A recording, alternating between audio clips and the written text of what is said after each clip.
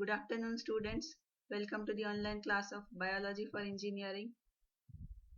In our last session, we have seen Unit 2, Biodiversity. The topics what we have seen in Unit 2 was about the microbial system, the history of microorganisms, the research done by different scientists like Antony van Leeuwenhoek, Girolamo Fracastoro, Edward Jenner, Spallanzani.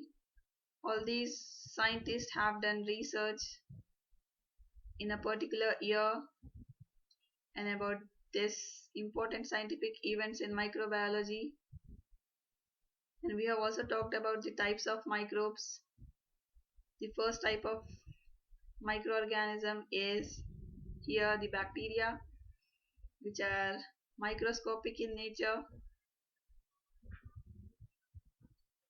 Bacteria is occurring in different shapes like sphere, rod, spiral, commas.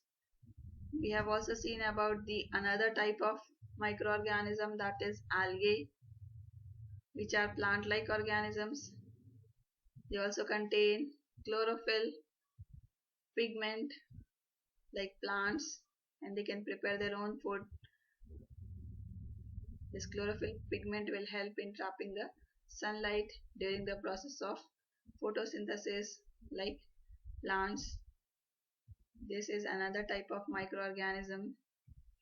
Last one, fungi are also microscopic in nature.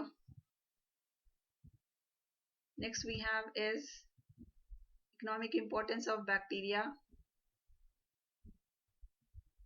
This is the last topic in Unit 2, Biodiversity.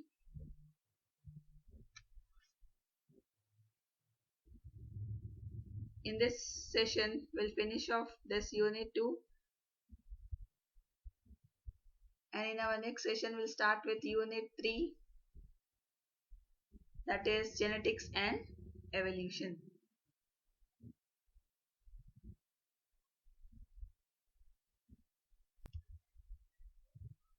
So bacteria is very useful. It is useful in the biotechnology, and also it is used in genetic engineering process, recombinant DNA technology, and it is used in industries, different industries, for production of pharmaceutical products. The bacteria like here Acetobacter aceti is used for the formation of vinegar from alcohol. Here the name of the bacteria is Acetobacter aceti. Then we have another bacteria, that is Lactobacillus bulgaricus. It is used for the production of yogurt from milk. Then we have Lactobacilli, which is used in making flavored butter. Then we have Streptococcus thermophilus. It is used for the production of butter. We have Lactobacillus acidophilus bacteria, S. cremoris and S. lactis. All these bacteria are used for the production of cheese. So bacteria is very useful to humans also. In the human beings, in the intestine, the microorganisms like bacteria, it is present in the intestine and it will convert the food which is consumed by the human beings into vitamin K2. This vitamin will be absorbed and that will be giving the daily requirements of the vitamin K2 in the human beings. Then bacteria, it is also used in the place of pesticides as biological pest control. The bacteria like Bacillus thuringiensis is used in controlling the pest. It is used as pesticides in biological pest control. And this biological pest control process, which is using the pesticides like bacteria, and these pesticides will be environmentally friendly with little effect on humans, and it will be having less effect.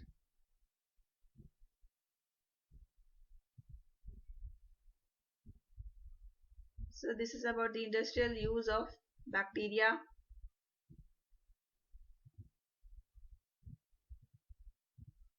So bacteria is useful. Some bacteria may be harmful also, which will cause different diseases, disease causing agents, pathogens, and they also spoil the food. Food spoilage will be done by some of the bacteria. Then economic importance of fungi. Fungi are useful in several ways. It is used in cheese industry. It is used in medicines. It is used in the nutrient cycle, and they are producing different antibiotics such as penicillin, which will save the lives of the human beings. So fungi is playing a very important role in our daily life. Fungi are greatest friends as well as enemies to the mankind. They are useful to mankind in many ways, and they are highly injurious also, as they cause many diseases to the plants, animals, as well as to the human beings. Then we have the economic importance of another microorganism, that is algae. Algae are photosynthetic organisms we have discussed in our last class. They are able to produce food, and during this production of food process they will release oxygen in the environment, which will be helping for the survival of the organisms. The release of oxygen by the algae during the process of photosynthesis, as they are able to produce their food.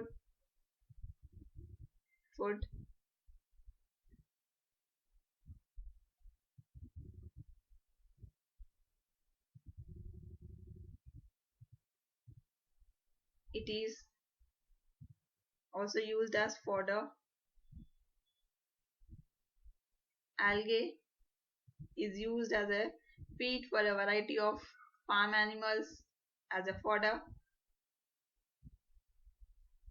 The so-called sheep's weed is used in order to feed the livestock such as cattle and chickens. Then it is also used in pisciculture. This pisciculture industry will involve in the farming of fish, also known as fish farming or pisciculture. Pisciculture or fish farming will utilize algae as parts of its production process. Then we have fertilizers. The two most common varieties of algae will be used in the manufacture of different fertilizers like red algae and brown algae. These two types of algae will be used in areas located near the oceans. So this is about the economic importance of algae. Then we have control of microbes. Control of bacteria. algae, fungi will be done by this sterilization process. Here sterilization is nothing but the process of destroying the microorganisms or reducing the microorganisms, destroying the microbial life, because these microorganisms are transmitting the different diseases, different infections. So by this sterilization we will be killing the microorganisms or its population will be reduced. So it is a process of destroying the microbial life so that the microorganisms will not transmit the disease from one person to the other person. The control of microbes is very important for the human beings. This will help in further transfer of disease from one person to the other person.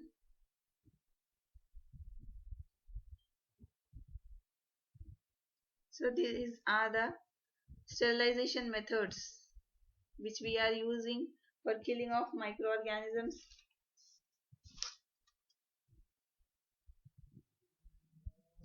So the control of microorganism is done by both physical method and chemical methods. In the physical method, we will use high temperatures and low temperatures, heat for controlling the microorganisms. And in the chemical methods, it will refer to the use of disinfectants, antiseptics, antibiotics. The disinfectants like alcohol, soaps, detergents will be used in the chemical methods of control of microbes in the sterilization process. And even we can kill the microorganisms by practicing good hygiene, such as frequent washing hands. Frequently we need to wash our hands. Our immune system should be supplied with healthy foods, fruits and vegetables, so that, and even we should avoid the close contact with people who are sick with a infection from different microorganisms, as we are following in the present situation for the pandemic corona. All this practicing of good hygiene, frequently washing hands for further spread of diseases should be done.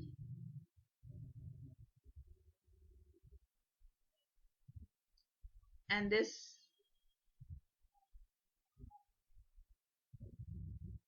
physical methods is again classified into heat sterilization,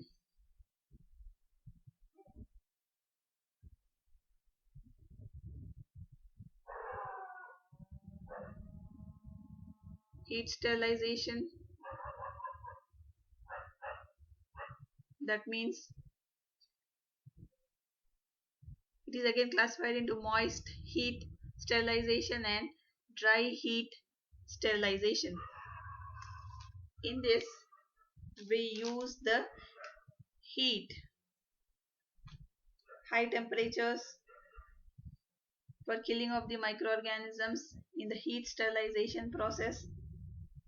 In the moist heat sterilization we use steam.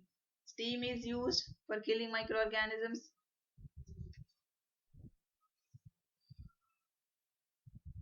And in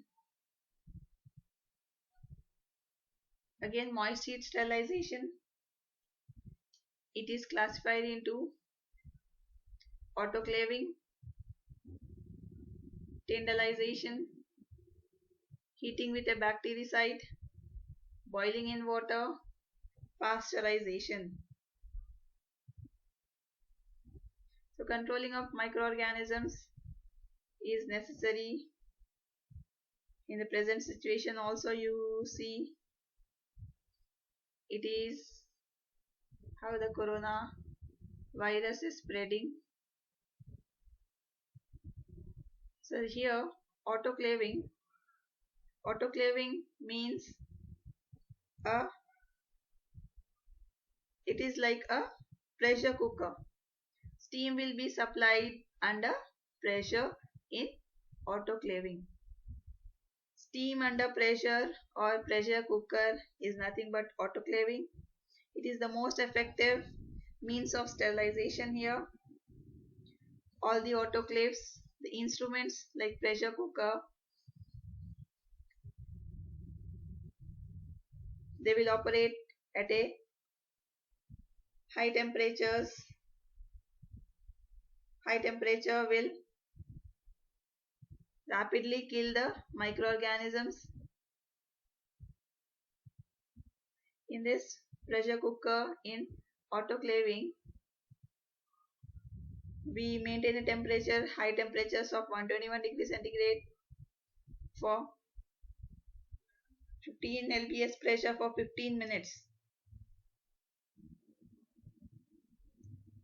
So we can sterilize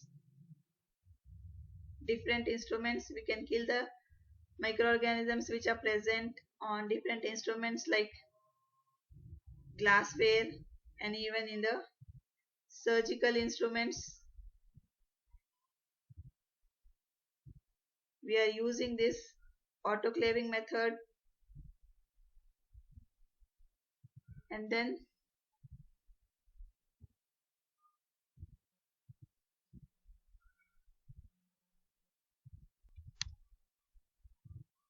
next we have tindalization. In the tindalization process, we'll use the agents which will kill the microorganisms, agents which are killing the cells of the microorganisms. We call them as cidal agents, agents like bactericide which will kill the bacteria. Substance which are able to kill the bacteria we use here in tindalization, and in the tindalization process this is named against the scientist John Tyndall. Tindalization process which we are using here for the control of microbial growth, to inhibit the growth, to prevent growth of microorganisms, complete destruction or elimination of the organisms on the substances will be done. Different objects can be sterilized by use of this heat in the tindalization process. Heating with bactericide, boiling in water, boiling at 100 degrees centigrade for 30 minutes kills everything except some of the spores. So for killing we are also using boiling process at 100 degrees centigrade. Boiling for 100 degrees centigrade for 30 minutes will kill the microorganisms.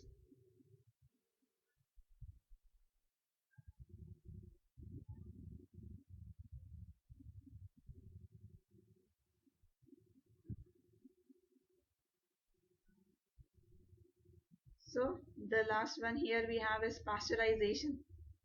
Pasteurization process.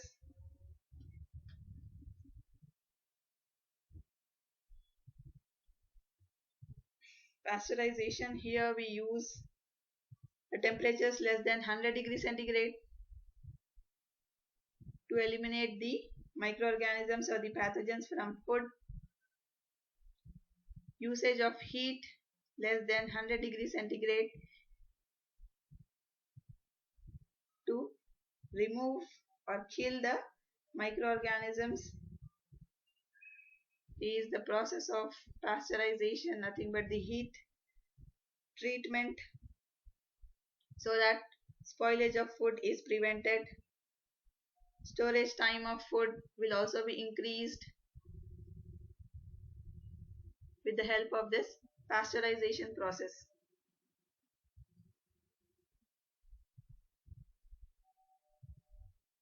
Then in this dry heat sterilization process, as heat is widely used for the sterilization of different types of the objects, temperature usage or application of high temperatures to destroy all microorganisms is most widely used method of sterilization. In this dry heat sterilization, air will be supplied with the help of hot air oven, an instrument.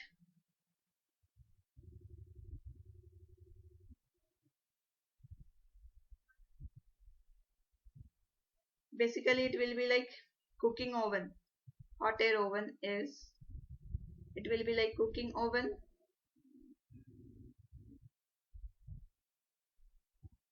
Dry heat will be supplied. Here this hot air oven we are using for metals, objects that is not melting easily, and we are also using for glassware, and we'll use the temperatures 160 degrees centigrade for 2 hours or 170 degrees centigrade for 1 hour here for sterilization is necessary. Then we have incineration process here. Incineration is nothing but burning the organisms and physically destroying them. This incineration process we are using for needles, inoculating wires,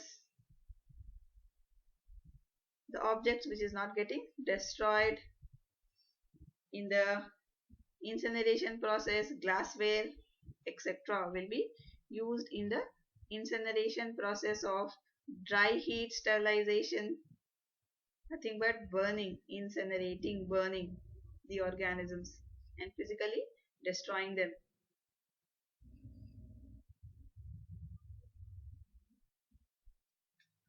Then we also use radiations for killing the microorganisms. Non-ionizing radiations and ionizing radiations we are using for destruction of microorganisms. Non-ionizing radiations like UV rays will be used for complete destruction or elimination of the microorganisms on the substances, on the objects which are not sterile. In the ionizing radiations we use the X-rays, gamma rays for the complete destruction of the microorganisms. Then we have chemical methods of sterilization. It is done by gaseous sterilization and disinfection.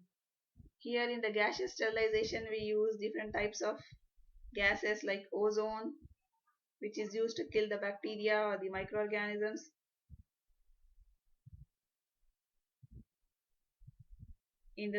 This gaseous sterilization is done for the surgical instruments, laboratory equipments, for sterilizing this medical instruments with gases or the sterilatants, where it is completely eliminating the microorganisms on these objects. Disinfection is the use of disinfectants like alcohols, soaps, detergents. Usage of disinfectants is done in disinfection process of chemical method of sterilization method. Process used for destroying the microorganisms is this disinfection. Here we'll use ethyl alcohol, which will kill the bacteria, isopropyl alcohols, this alcohols before surgeries we use for disinfecting the skin. The surface of skin will be disinfected by the usage of alcohols to kill the microorganisms, destroying the microorganisms by this disinfection process. So control of microbial growth is necessary for preventing the further spread of disease, which is done by this sterilization method. So thank you, students. We have finished unit 2. In our next class we'll start with unit 3, genetics and evolution.